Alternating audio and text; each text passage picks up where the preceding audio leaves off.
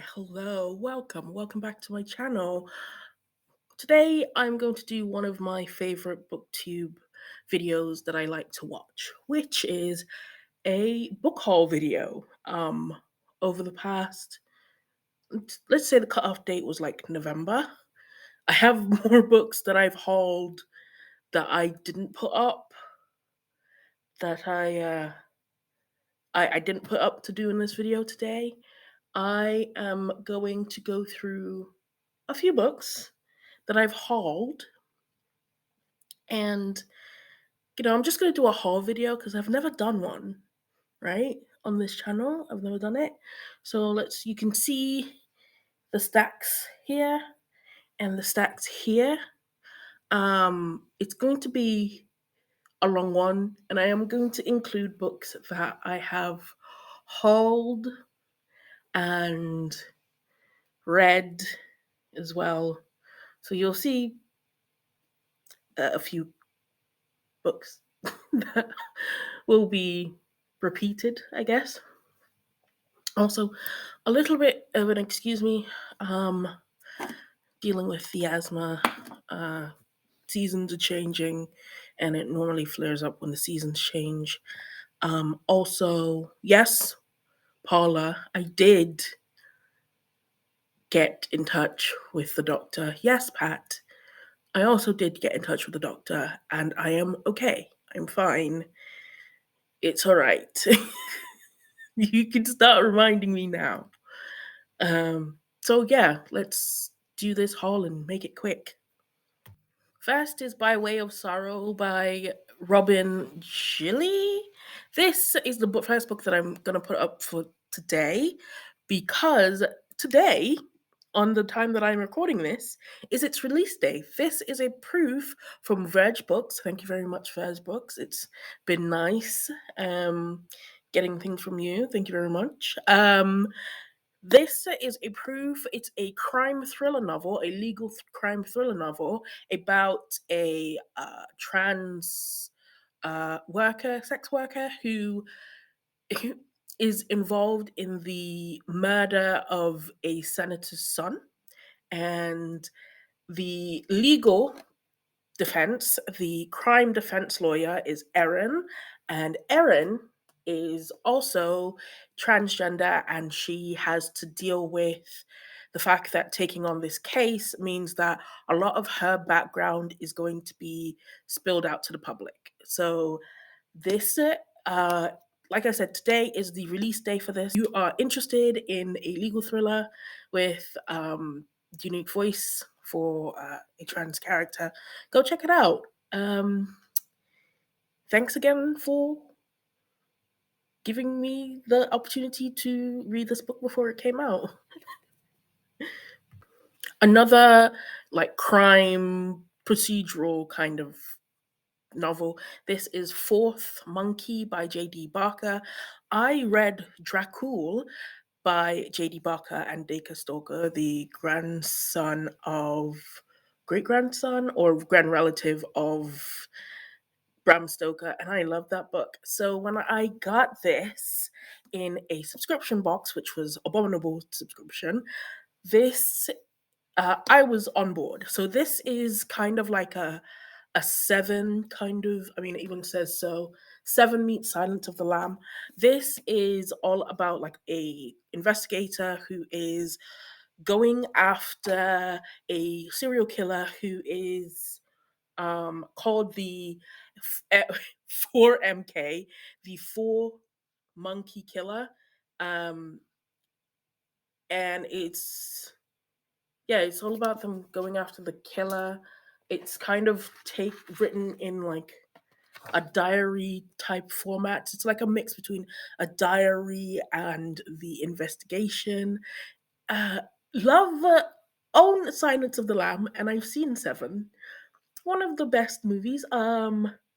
It reminded me a little bit of the Black Dahlia. Okay, showing my age, but back in the 90s when they did full motion video games, there was a little video game called The Black Dahlia, and Seven kind of reminded me of that. It was also about a serial killer. Anyway, when I got this, I was very much looking forward to it. I am a huge fan of the author already, and I do love myself a crime fiction novel, where you're running through like procedures and you're hunting down like deadly killers. You know what I mean? I love it. So I think I might have a problem. I might have a problem. A lot of the books that I own are about deadly. You'll see. I might have a problem. Anyway, I look forward to reading this. Next is the autobiography of Malcolm X. I don't have to spend a lot of time on this. Y'all should know who Malcolm X is. And if you don't, you should pick up this book. So I picked this up for Black History Month when it was Black History Month in the US with the full intention of reading this. And then I got bogged down with work. But I did read a lot of this book. I just didn't finish it, unfortunately. But it's not a DNF. It is not a DNF. I am just taking my time to read through the history of Black history. He's an important figure to Black history, okay, in the United States. So go pick it up. It's Malcolm X. It's Malcolm X. Daddy Simon and Mr. Schuster sent me something. So this is a proof of the Rule of Three by Sam Ripley. This is going to be released in June this year. It is all about a young girl. I think this is YA. I'm not sure. I don't think it is YA. So this is all about a story that revolves around the urban legend of the Rule of Three. So if you don't know the urban legend, why? The urban legend is all about death coming in threes. And this is that book. So we follow our main character. I don't want to give too much yet, but we follow our main character as someone around her dies and she doesn't believe in the Rule of Three. And suddenly the Rule of Three comes for her. If you don't know the Rule of Three, go check out the podcast Haunted Places, Urban Legend, The Rule of Three. It literally tells you what the Rule of Three is. Next this haul comes in twos. This is Can't Spell Treason Without Tea and A Pirate's Life for Tea. Oh my gosh, you can't see that. Oh no. There we go. A Pirate's Life for Tea by Rebecca Thorne. And this is the first books that I've hauled, actually. Tell a lie. Second books that I've hauled because second and third books that I've hauled because of TikTok.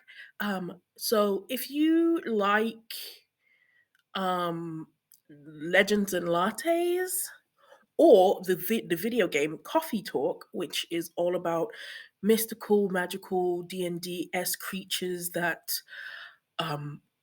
decide to open up a coffee shop or working a coffee shop.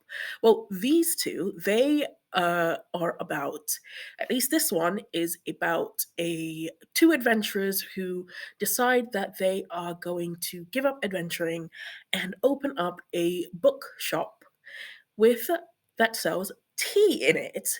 And this is like a cozy fantasy novel. So if you're looking for that, yes. And then there's the sequel, A Pirate's Life for Tea, which is also a little cozy fantasy on a pirate ship, which, yes. Thank you. So this one should look very familiar to those of you who did I think the December Illumicrate edition. This is The Scholar's Wake by Aliette de Bordard.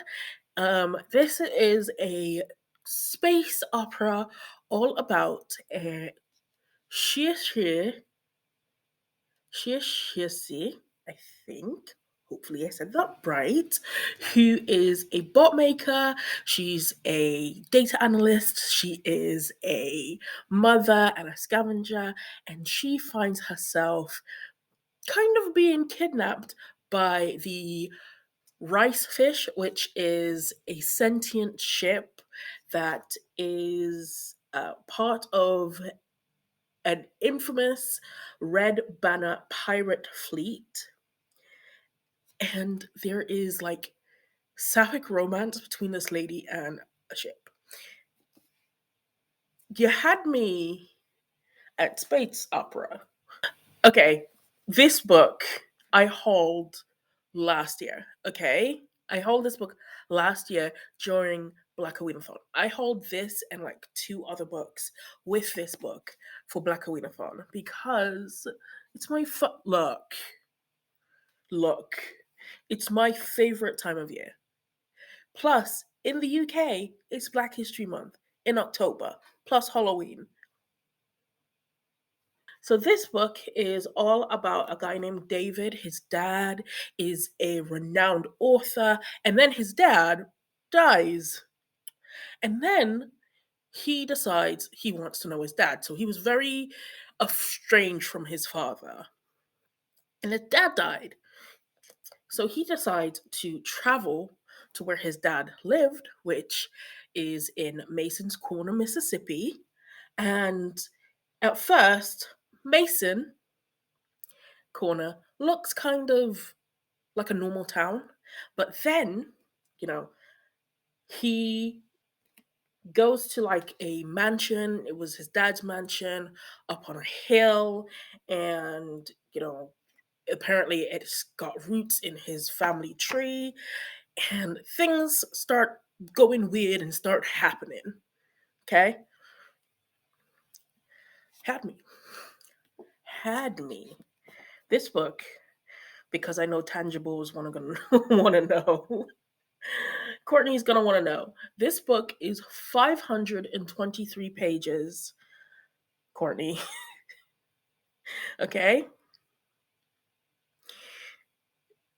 She's gonna want to know. 500. It's over your. Sorry, babe.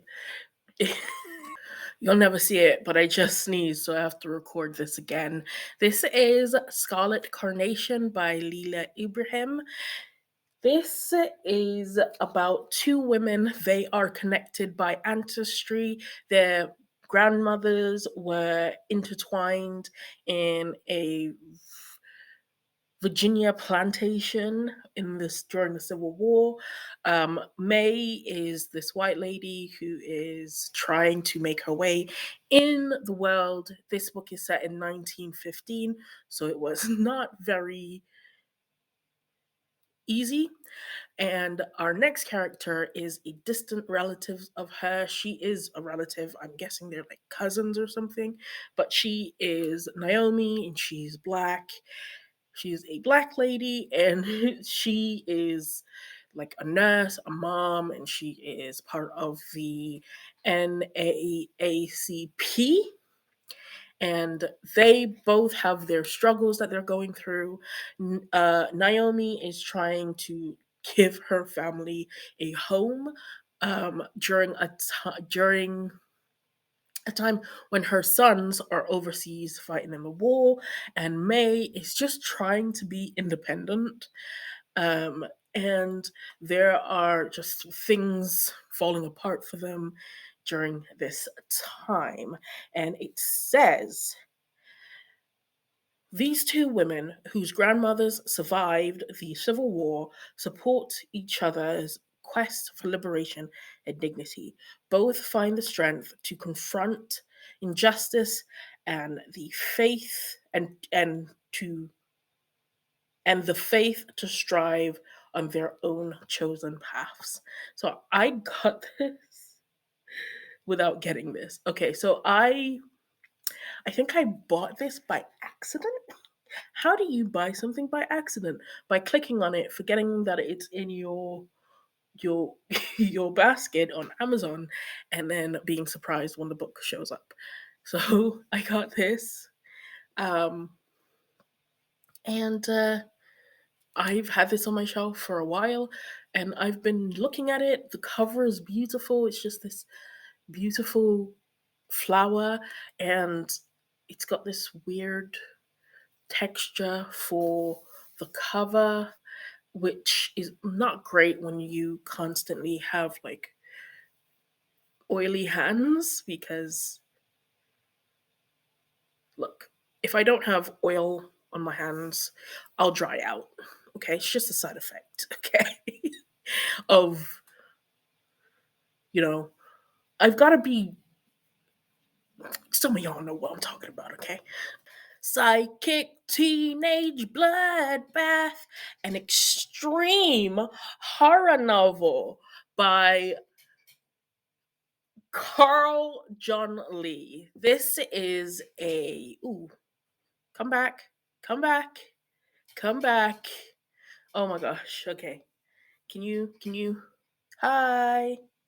Hi. Can you come back? Can you come back? I need you to be, come back. Okay, let's see if I can get my camera to get it to the way to, come on. Find the dark. Eric, I think, did it do it? I think it did it. Oh no. I'm very dark now. Hello. Can you see the brown? Can you come on? Can you see the brown? Come on. I think it's because, okay, that's better. Okay. I think it's the book. The book. So this is Psychic Teenage Bloodbath by by Carl John Lee. This is a horror novel. It says so on the cover. This is a horror novel all about this girl named Sarah. Now, Sarah, no, Susan, my bad. No, I'm keeping this recording. Fuck it. I am not recording this again. This is a. God damn it. Everything's going wrong. Yeah. God, fuck. Look, this is the author's signature. It fell out of the book. This is Psychic, a Teenage Bloodbath, a book that I'm very excited to read. It's a horror novel. It feels like a 1980s movie. This is all about a woman named, a teenage girl named Susan Ward. And Susan Ward got in an accident and she's in a coma. She's been in a coma for a year, and during that time, she wants revenge because that accident might not have been an accident. And the accident gave her super psychic powers. And I watched movie timelines yesterday, and there is totally a movie set in the 1980s that is similar to this book. So Susan, she can't speak, she can't move, she can't even close her eyes, and she's slowly going insane because she can't sleep. Um, she unlocks a psychic ability that allows her to target people who have wronged her. And this book apparently is super gory. And I know this is kind of like, if this was a movie, it'd be set in the 80s and it would be full of gore. And yeah, it's just one of those books. And I'm looking forward to enjoying this. The author also has another book out that's, I think, set during Christmas. And I'm waiting until Christmas to read that book because that one is about about like people trapped in a precinct, and I think there might be zombies or serial killers trying to get to them. I'm hoping to be a fan of his. Next is Fair and Lovely by Anjana Apakchana. And this book, oh, when I'm ready to cry, this is the book that I'm going to pick up. So, this book is all about, let me see if I can do this from memory, right? This book is all about a girl named Malika, and she is growing up. She's 19. She's growing up in a New Delhi colony, and she gets into an accident and she loses her memory.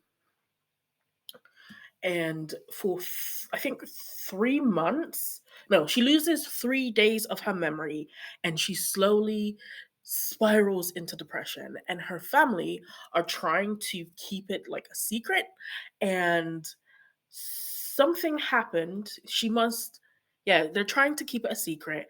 And basically, what unfolds in this book is those 3 days. What happened during those 3 days? Because there's a lot of like drama and sadness, and it has to do with two, I think it's like 7 people closest to her, like have this like secret.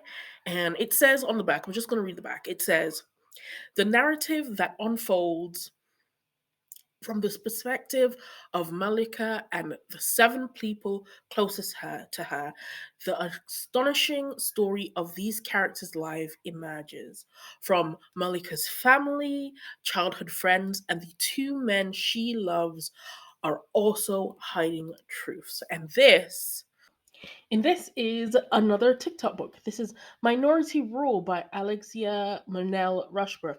She was doing a giveaway for her book, her debut novel, this book, and I actually entered and won, which great, thank you very much. It also came with like a really cute card because I got it over Christmas, which was great and I really enjoyed it.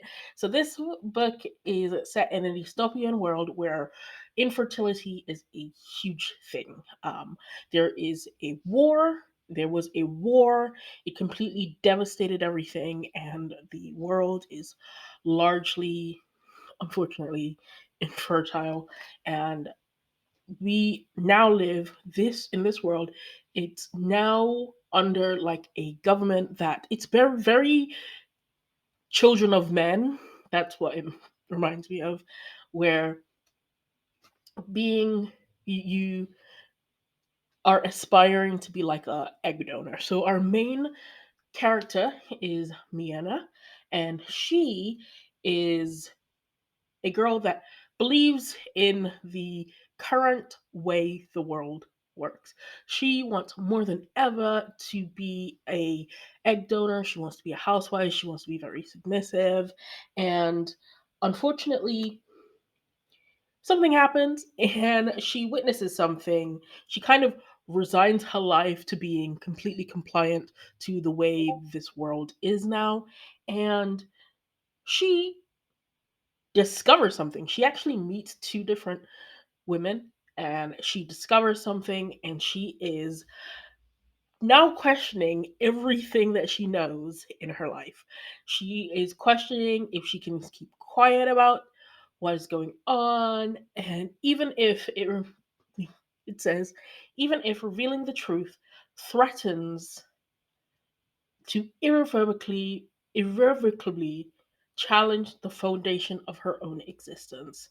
So I'm kind of super looking forward to this. Oh, contact lens. I'm really, this really sounds very interesting to me. This came out kind of around the same time as the Marriage Act, which kind of has a similar. I also hold this, by the way, which kind of has a similar premise, but instead of it being infertility, it's all about people being forced to marry, and it's under like this marriage is like restricted and stuff. So I'm looking forward to checking this out. Uh, um, excuse me. I'm looking forward to checking this out. I'm looking forward to checking out the Marriage Act too. Yeah, so I'm looking at my desk. I have 2 books left on my desk, but then I have this little pile behind me. So it's going to be a little bit of a long one. I'm going to try and fly through the rest of them, beginning with The Reformed Vampire Support Group by Catherine Jinks. This I hauled for my vampire book club. This was one of the books that they wanted to read. However, I had to buy this from the United States, and it didn't arrive until literally a month or so later. I didn't get this in time to read it for that month, but I still own it and I want to read it. This is all about a group of vampires who go to a support group because in this world, vampires are not like the traditional vampire. They're not sexy or deadly, and they're dead.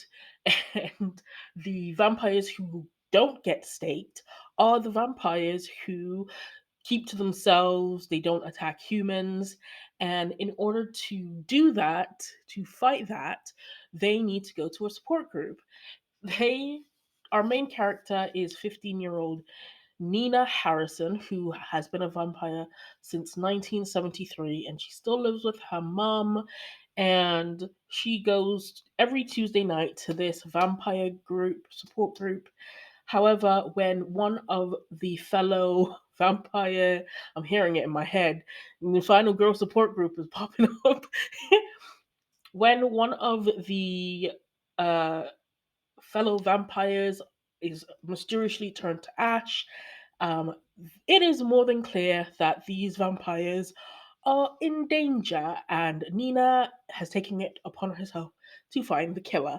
She is also um, partnered up with a punk rocker vampire who is her best friend, and she thinks he would be cute if he weren't like dead. So it's all about them finding the killer before the killer finds them. Right, I need to be quicker with these. This is The Mayfly by James Hazel. This is a crime thriller, legal kind of thing. Is about an ex detective inspector who becomes a lawyer, and he is hired by an entrepreneur to find out who killed his son. And a lot of this investigation leads back to the Second World War and has something to do with the Holocaust. Apparently, the ashes of the Holocaust is a secret so deadly its poison threatens to destroy the heart of the establishment. I don't know, but Priest is trying to uncover the truth. And next, just do this in one take, is The Ninth Grave by Stefan Ahem. Ahem? Ahem? You think I'm joking, right? But it's Ahem. Ahem. This is a Scandinavian thriller all about Copenhagen and Stockholm are gripped by two winters, to gripped in the throes of their winter. And during this winter in Stockholm, a the Swedish Ministry of Justice disappears, and in Copenhagen, a Danish celebrity is stalked and hunted in her own home, and the police in both Stockholm and Copenhagen are trying to figure out what the actual F is going on with these disappearances and murders, and they believe that they have their killers. One is a surgeon who dissects their victims, and the other one is a brutal predator who targets women. But apparently, As the winter darkens, their investigation begins to unravel. So now they have two killers on the street and they are trying to figure out what the hell is going on. Sometimes, apparently, murder is just the beginning. That's what it says on the back. Murder is just the beginning. It's a big book. There's a lot going into this. I actually got this and this in a subscription box. I actually own a lot of Swedish crime thrillers, which is a little bit ironic because my husband does not read, even though he's the Scandinavian one. And I know I'm learning Swedish, but if you don't you don't believe that the Google algorithm is telling people stuff, this is proof, really. Just try to get this up on the table. Okay, here we go. Right. Try to do this as quickly as possible. This is Carrie Sotos Back by Taylor Jenkins Reid, a book about a tennis player who held a record and then she decides she's going to come back and after her record is broken she's going to come back and try to win it again. We know this book. I haven't read it, but I hauled it. Also, Davy Jones and the Six. Also by Taylor Jenkins Reid. My husband, my nose, my husband has hauled this book. I hauled this book. Husband picked this book from the haul for me to read this month, and I'm going to do that. I stopped watching it, but I was watching the TV show that they said is going to be on. Nearly all the men in Lagos are mad. I bought this book because I saw it on TikTok and it looked funny as well. So this is by Damilari Cuckoo. Hopefully I said that right. Um, a book of short stories um, that is about love in Lagos, in Nigeria, in Africa. If you didn't know, um, it's his.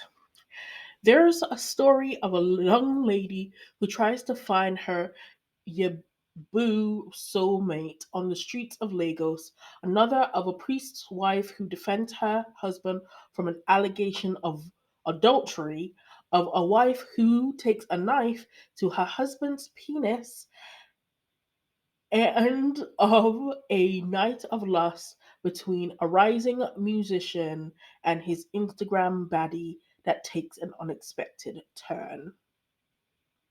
Nearly all the men in Lagos are bad, demonstrates with wit, wisdom, and sensitivity the perils of trying to find lasting love and companionship in Nigeria's most notorious city. I am looking forward to reading this. Next is Becky by Sarah May. I hold this and read this. This is a retelling of Vanity Fair.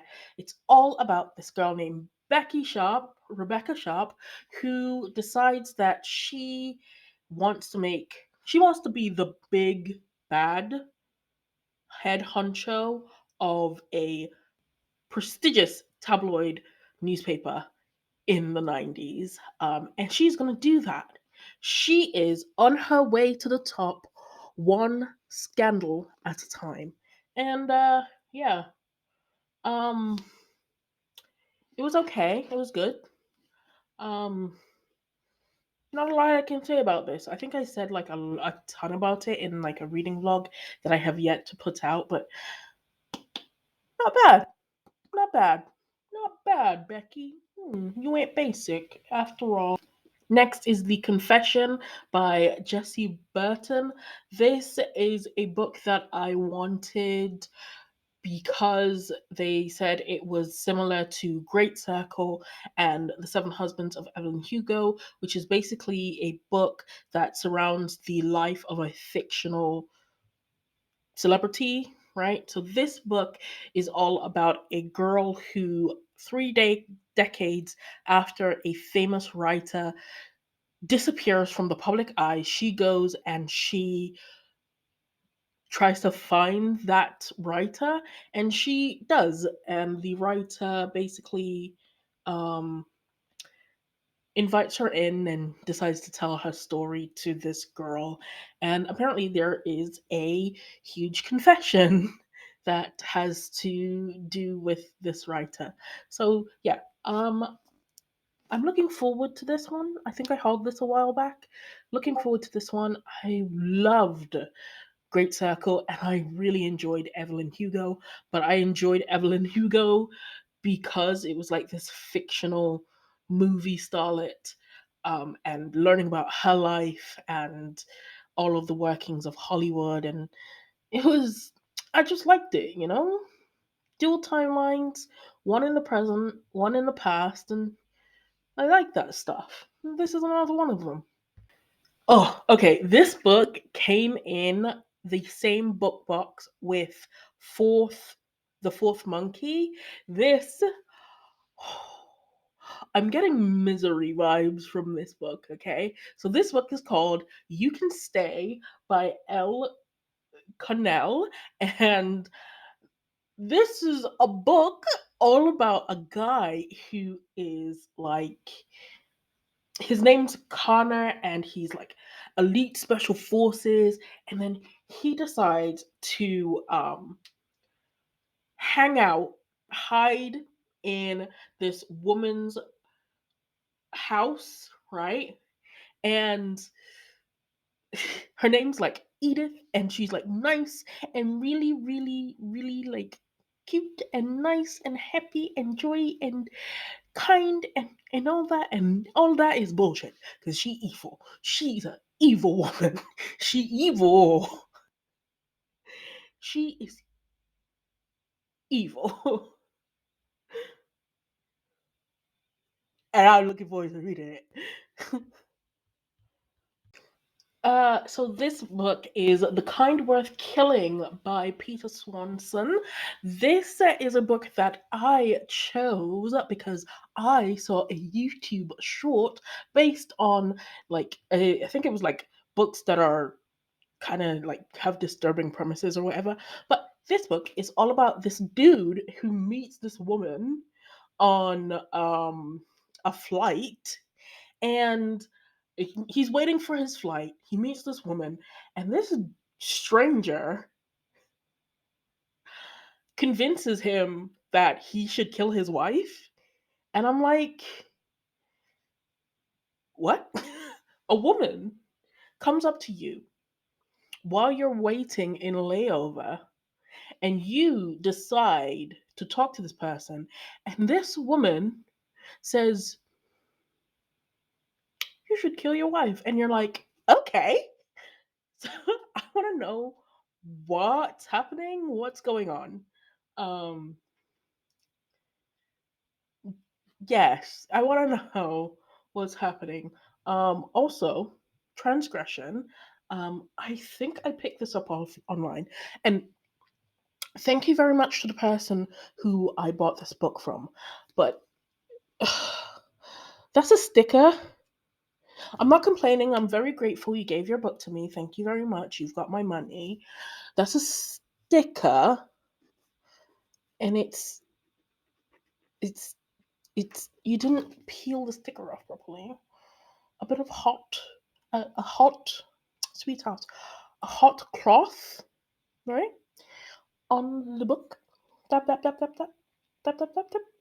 Hot, tap, tap, tap, tap, tap, with water, tap, tap, tap, tap, tap, tap, and that would have come off cleanly. There are TikTok videos about this book. Thank you very much for your book. I will enjoy this. Okay, I have a little bit of confection to make. Um, so when I've realized that, I'm older now. I'm in my I'm older now. Okay, So liking these books might not be great for me. I don't really care.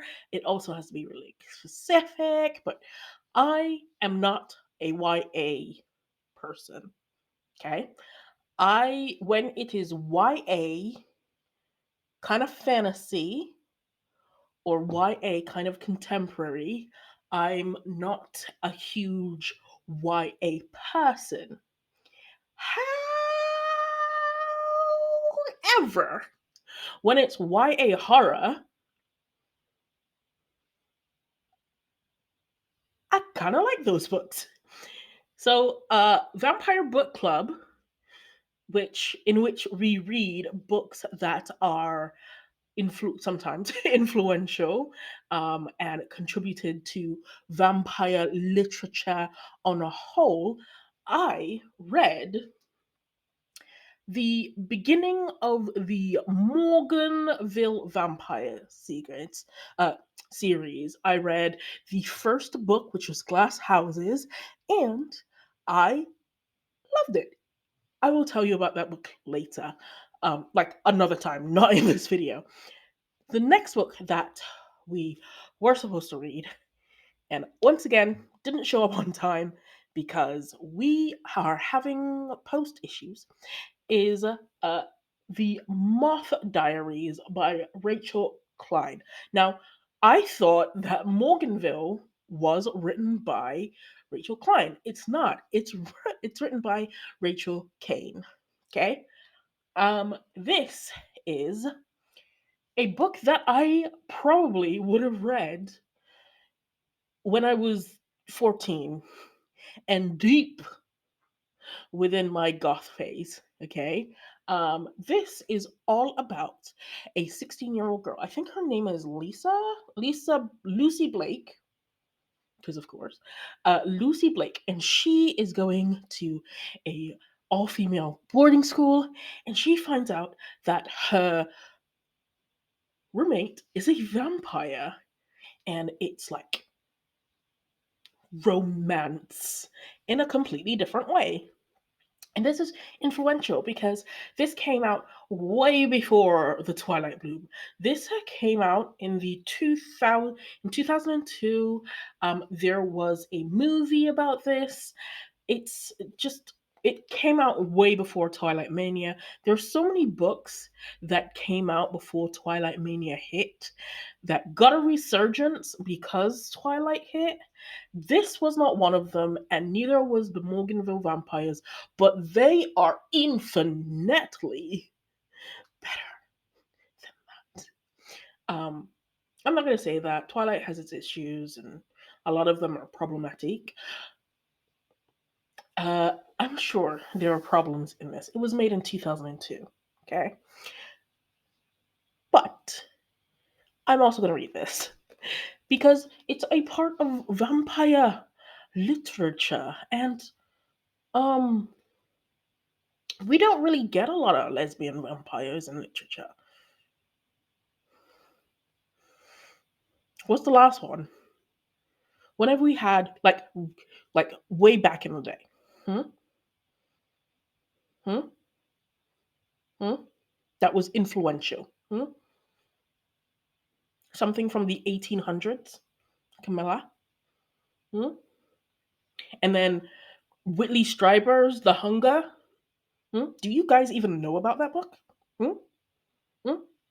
And then there's this. Come on. Yeah, so I'm gonna read this. Okay, it's night now.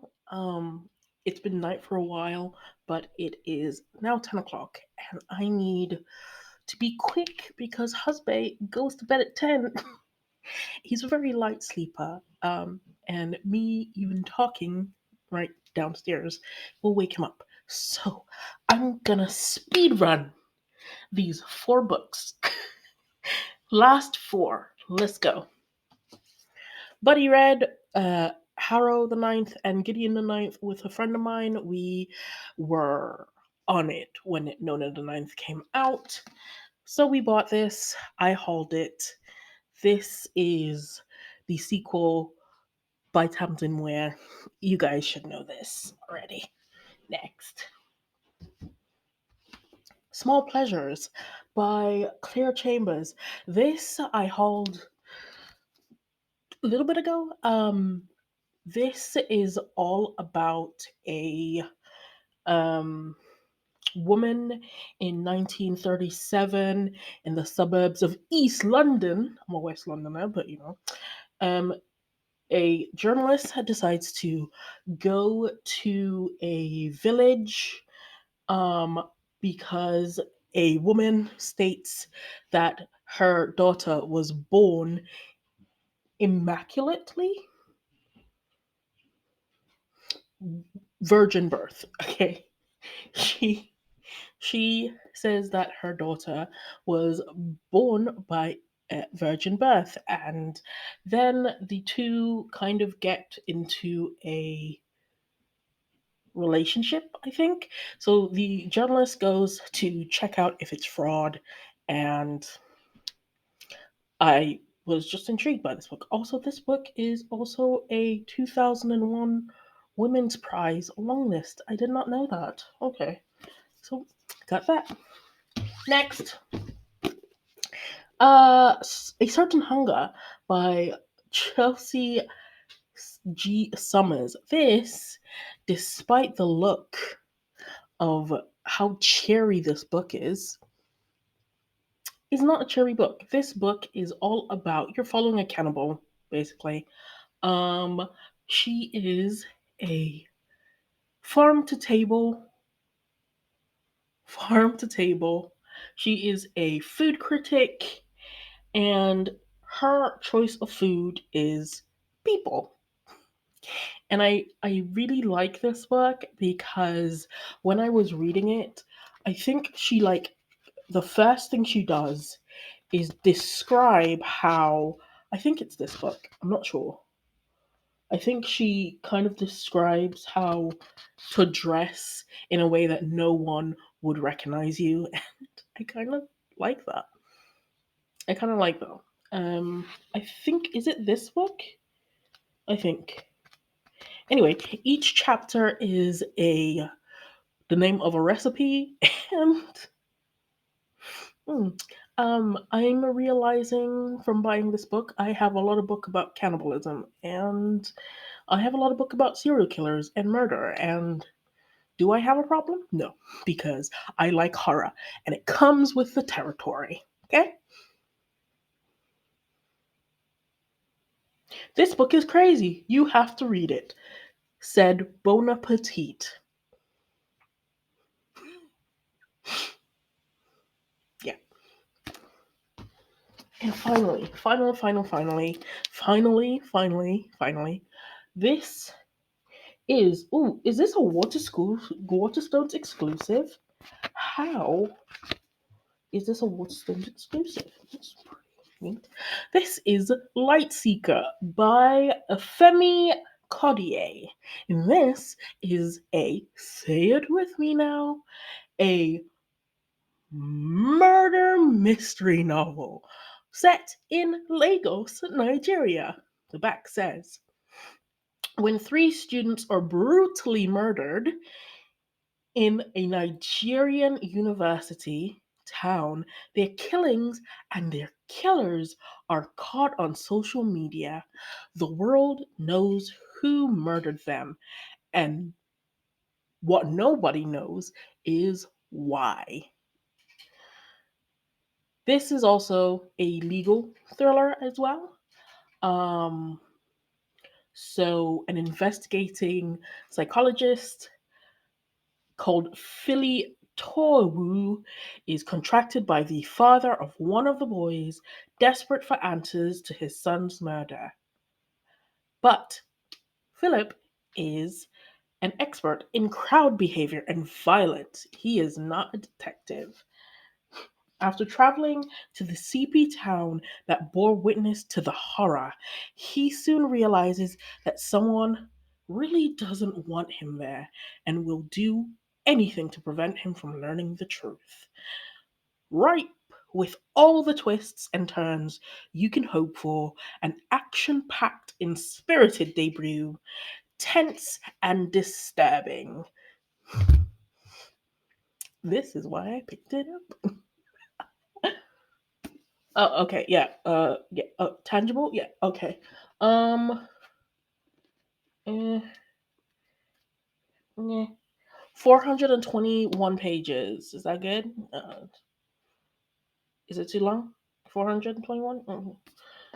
So, yeah. So, those are all the books that I hauled. This is my whole haul video, and I'm pretty sure it's now over an hour long. Good luck. Good luck. Let me know if you want like information on these books, and let me know if you've hauled any books. Remember that these books are hauled over a long period of time. I am not. There are other books that I have hauled that I haven't even touched yet. I think I might do like a books that I've owned for a very long time that I haven't read yet and should probably read this year or in some time in the next 2 years. Um, so yeah, that is my haul. And as always, tack så mycket för att du tittade. Jag hoppas du har en bra dag. Hej då, natti natti.